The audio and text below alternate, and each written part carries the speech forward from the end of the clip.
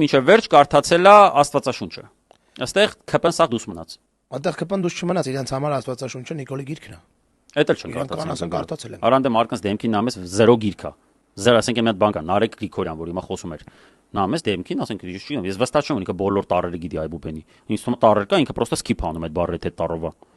Պատկերացի sense անցնում է, էլի, ասենք ինչ։ Իշմես են մեր բակի մեջ հրանտը որ հանդիպում էր բանին, Մեսրոպ Մաշտոցին։ Յա բաբուտեն։ Հա, այ լրիվ ճակնա։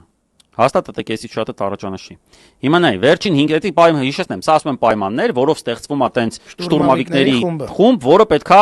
գրոհի, սիրո եւ հանդուրժողականության գրող կազմակերպի եկեղեցու վրա եւ այդպես սիրո թևերով վեհապարին վեհարանից հանի տեղը